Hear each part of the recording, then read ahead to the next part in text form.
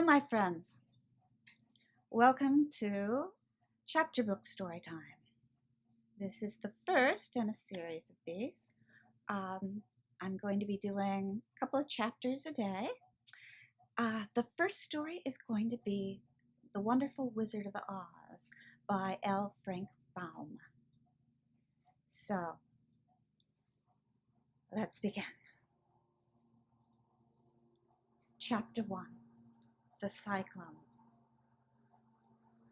Dorothy lived in the midst of the great Kansas prairies with Uncle Henry, who was a farmer, and Aunt Em, who was the farmer's wife. Their house was small, for the lumber to build it had to be carried by wagon many miles. There were 4 walls, a floor, and a roof, which made one room, and this room contained a rusty-looking cook stove, a cupboard for the dishes, a table, 3 or 4 chairs, and the beds. Uncle Henry and Aunt Em had a big bed in one corner, and Dorothy a little bed in another corner. There was no garret at all, and no cellar, except for a small hole dug in the ground called a cyclone cellar, where the family could go in case of one of those great whirlwinds that arose, mighty enough to crush any building in its path. It was reached by a trap-door in the middle of the floor, from which a ladder led down into this small dark hole. When Dorothy stood in the doorway and looked round, she could see nothing but the great gray prairie on every side. And here is a picture of Dorothy looking out over the great gray prairie. And here is her friend, Toto. Not a tree, not a house broke the broad sweep of flat country that reached to the edge of the sky in all directions. The sun had baked the plowed land into a gray mass with little cracks running through it. Even the grass was not green, for the sun had burned the tops of the long blades until they were the same gray color to be seen everywhere. Once the house had been painted, but the sun blistered the paint and the rains washed it away. And now the house was as dull and gray as everything else. When Aunt Em came there to live, she was a young and pretty wife. The sun and wind had changed her too. They had taken the sparkle from her eyes and left them a sober gray. They had taken the red from her cheeks and lips, and they were gray also. She was thin and gaunt, and never smiled now.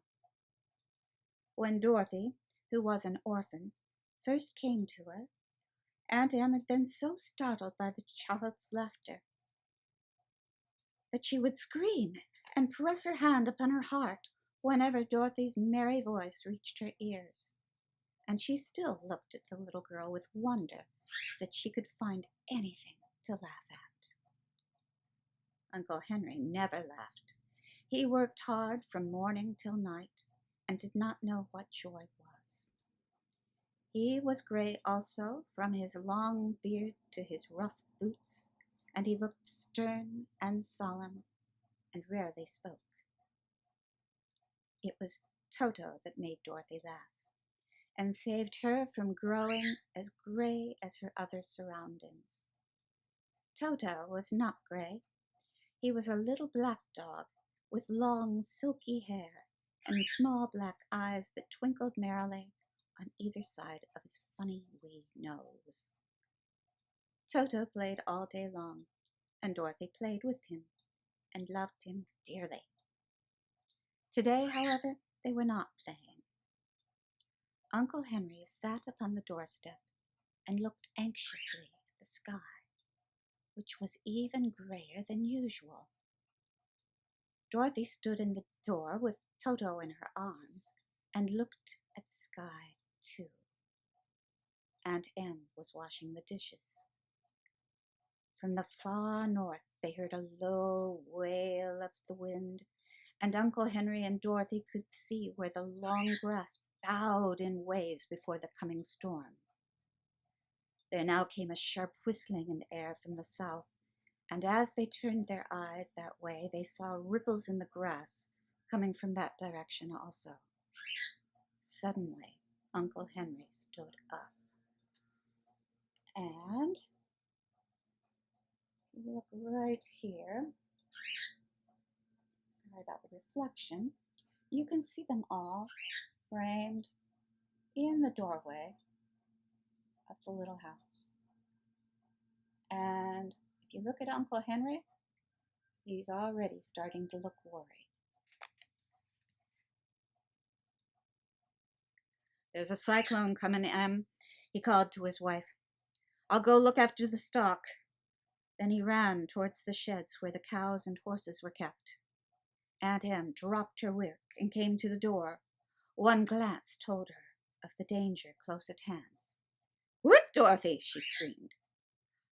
Run for the cellar! Toto jumped out of Dorothy's arms and hid under the bed, and the girls started to get him. Aunt Em, badly frightened, threw open the trap door in the floor and climbed down the ladder into the small dark hole.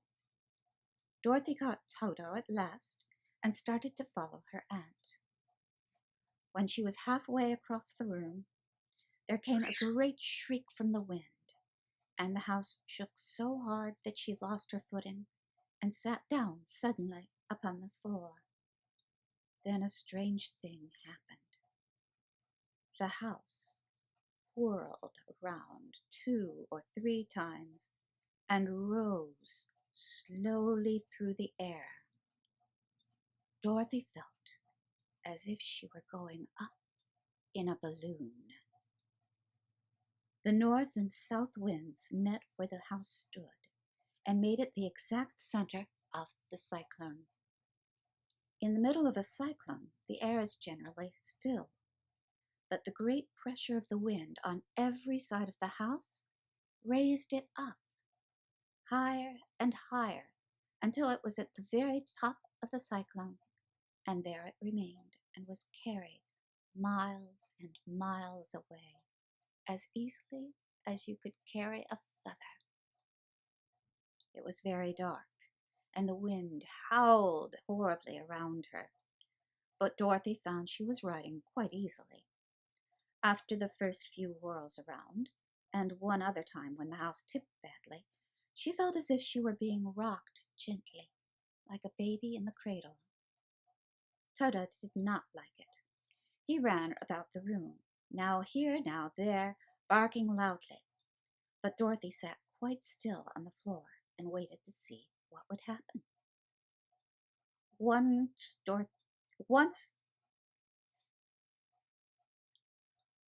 Toto got too near the open trap door and fell in, and at first the little girl thought she had lost him.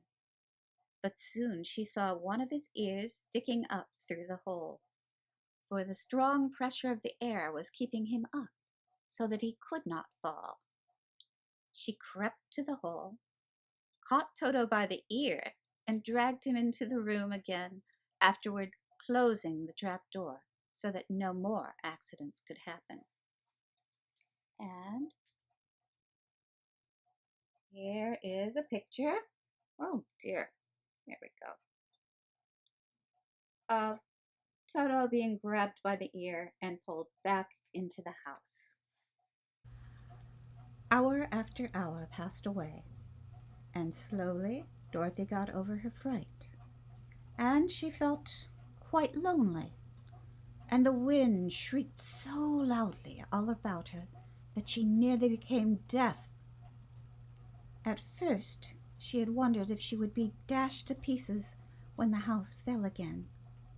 But as the hours passed and nothing terrible happened, she stopped worrying, and nothing terrible happened. She resolved to wait calmly and see what the future would bring. At last she crawled over the swaying floor to her bed and lay down upon it, and Toto followed and lay down beside her.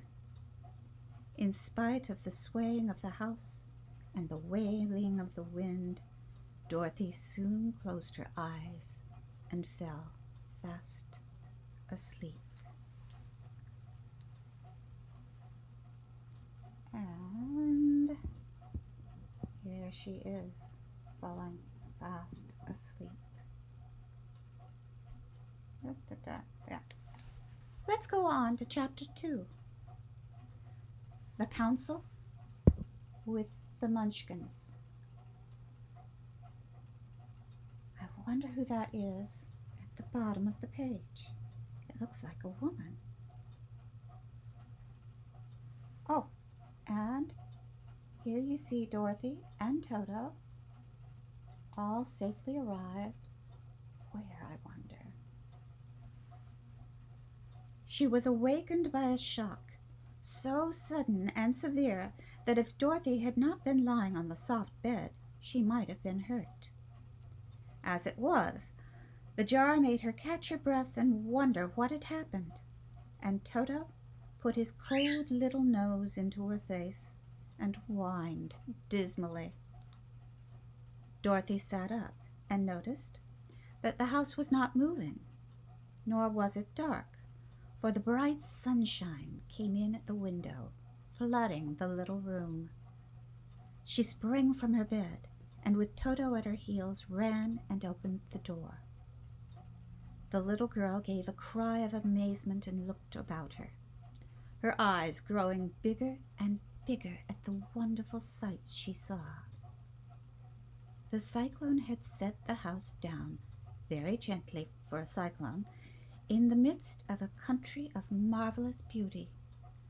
There were lovely patches of greensward all about, with stately trees bearing rich and luscious fruits. Banks of gorgeous flowers were on every hand, and birds with rare and brilliant plumage sang and fluttered in the trees and bushes. A little way off was a small brook, rushing and sparkling along between green banks, and murmuring in a voice very grateful to a little girl who had lived so long on the dry, gray prairies. While she stood looking eagerly at the strange and beautiful sights, she noticed coming toward her a group of the queerest people she had ever seen. They were not as big as the grown folks she had always been used to, but neither were they very small. In fact, they seemed about as tall as Dorothy, who was a well-grown child for her age, although they were, so far as looks go, many years older. There were 3 men and 1 woman, and all were oddly dressed. They wore round hats that rose to a small point a foot above their heads, with little bells around the brims that tinkled sweetly as they moved. The hats of the men were blue. The little woman's hat was white, and she wore a white gown that hung in pleats from her shoulders. Over it were sprinkled little stars that glistened in the sun like diamonds. The men were dressed in blue of the same shade as their hats, and wore well-polished boots with a deep roll of blue at the top. The men, Dorothy thought, were about as old as Uncle Henry, for 2 of them had beards. But the little woman was doubtless much older. Her face was covered with wrinkles, her hair was neatly white, and she walked rather stiffly. Oh! Here we go. Okay. There you see on the left is Toto. Next to him is Dorothy. And look, behind them, we see 3 Munchkin men and an interesting looking lady in white. When these people drew near the house where Dorothy was standing in the doorway, they paused and whispered among themselves, as if afraid to come farther. But the little old woman walked up to Dorothy, made a low bow, and said in a sweet voice, "You are welcome, most noble sorceress, to the land of the Munchkins. We are so grateful to you for having killed the Wicked Witch of the East, and for setting our people free from bondage." Dorothy listened to this speech with wonder. What could the little woman possibly mean by calling her a sorceress and saying she had killed the Wicked Witch of the East? Dorothy was an innocent, harmless little girl who had been carried by a cyclone many miles from home, and she had never killed anything in all her life. But the little woman evidently expected her to answer, so Dorothy said with hesitation, "You are very kind, but there must be some mistake. I have not killed anything." "Your house did, anyway," replied the little old woman with a laugh, "and that is the same thing. See," she continued, and she pointed to the corner of the house. "There are her 2 feet, still sticking out from under a block of wood. And here are the Munchkin men, all thinking, whoops. And oh my, here is a picture of Dorothy with Toto. And do you see what they're looking at? Yes, down at the bottom of the house you can see 2 feet sticking out. Dorothy looked and gave a cry of fright.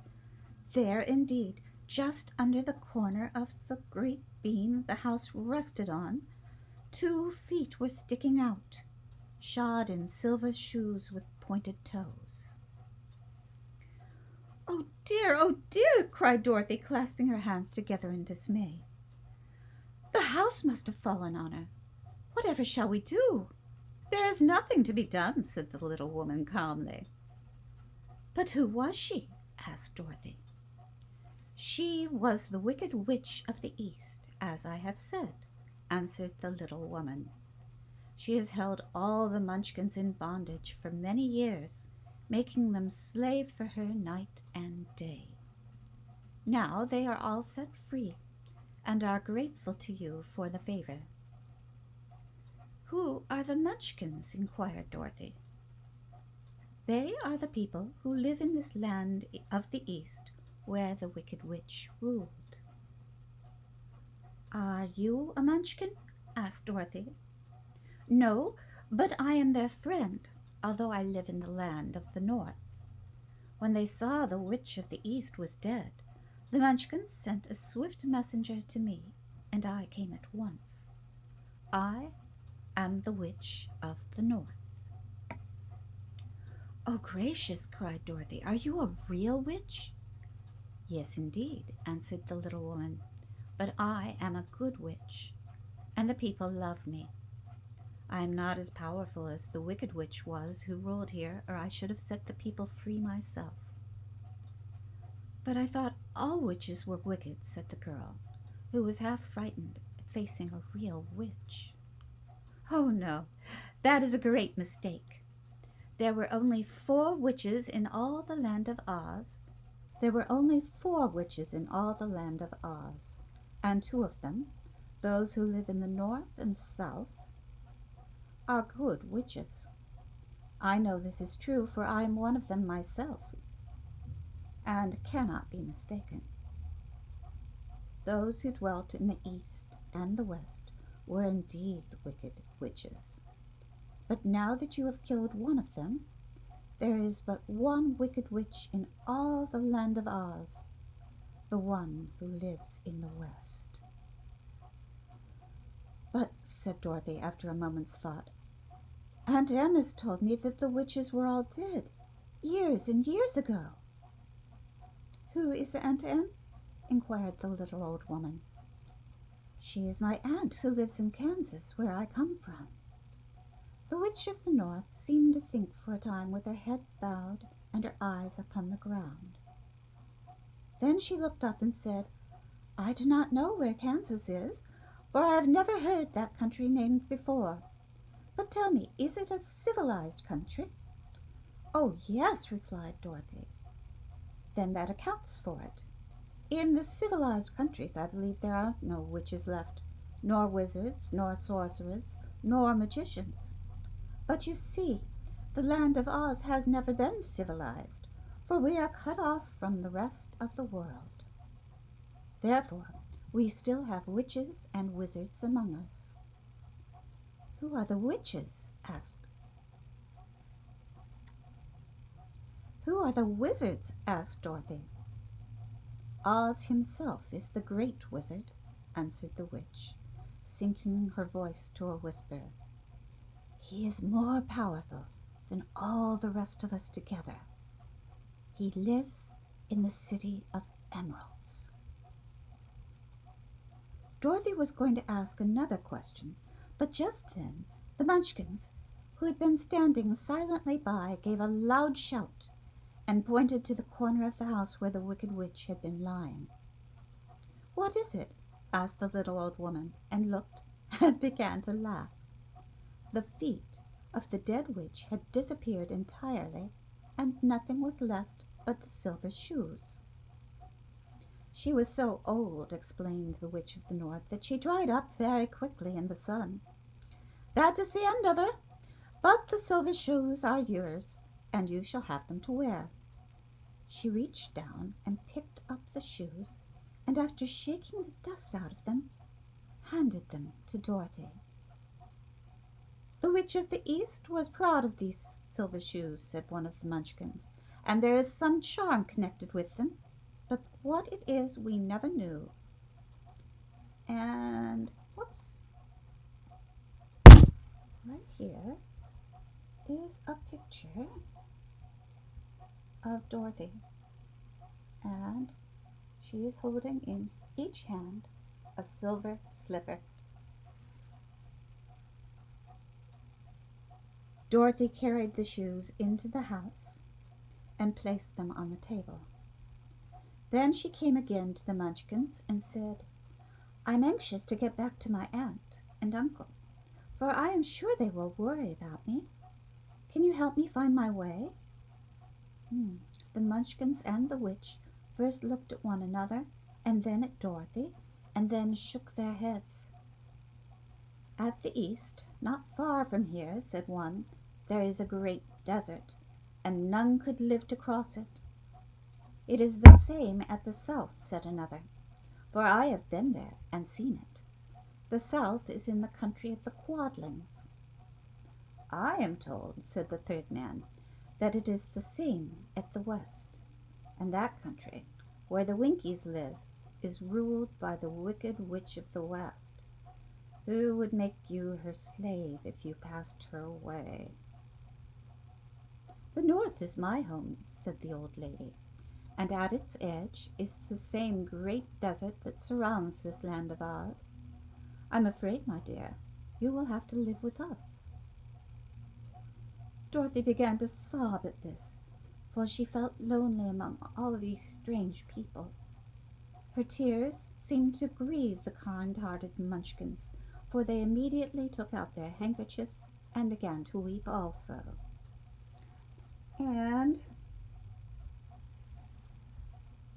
here's one of the Munchkins, and we don't know yet what that is up the top. As for the little old woman, she took off her cap and balanced the point on the end of her nose, while she counted 1, 2, 3 in a solemn voice. At once the cap changed to a slate, on which was written in big white chalk marks, Let Dorothy go to the land of emeralds. At once the cap changed to a slate, on which was written in big white chalk marks, Let Dorothy go to the city of emeralds. The little old woman took the slate from her nose, and having read the words on it, asked, Is your name Dorothy, my dear?" "Yes," answered the child, looking up and drying her tears. "Then you must go to the City of Emeralds. Perhaps Oz will help you." "Where is this city?" asked Dorothy. "It is exactly in the center of the country, and is ruled by Oz, the great wizard I told you of." "Is he a good man?" inquired the girl anxiously. "He is a good wizard. Whether he is a man or not I cannot tell, for I have never seen him." "How can I get there?" asked Dorothy. "You must walk. It is a long journey through a country that is sometimes pleasant and sometimes dark and terrible. However, I will use all the magic arts I know of to keep you from harm." "Won't you please go with me?" pleaded the girl, who had begun to look upon the little old woman as her only friend. "No, I cannot do that," she replied, "but I will give you my kiss, and no one will dare injure a person who has been kissed by the Witch of the North." She came close to Dorothy and kissed her gently on the forehead.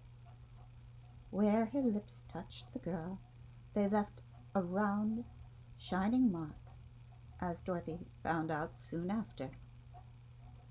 "The road to the City of Emeralds is paved with yellow brick," said the witch, "so you cannot miss it. When you get to Oz, do not be afraid of him, but tell your story and ask him to help you. Goodbye, my dear." The three Munchkins bowed low to her and wished her a pleasant journey, after which they walked away through the trees. The witch gave Dorothy a friendly little nod, whirled around on her left heel 3 times, and straightway disappeared, much to the surprise of little Toto, who barked after her loudly enough when she was gone, because he had been afraid even to growl while she stood by. But Dorothy, knowing her to be a witch, had expected her to disappear in just that way, and was not surprised in the least. And you can see the old woman twirling around in this picture. It's very hard to see. I think that's the best we're going to get. And the next chapter is chapter 3. I will see you next time.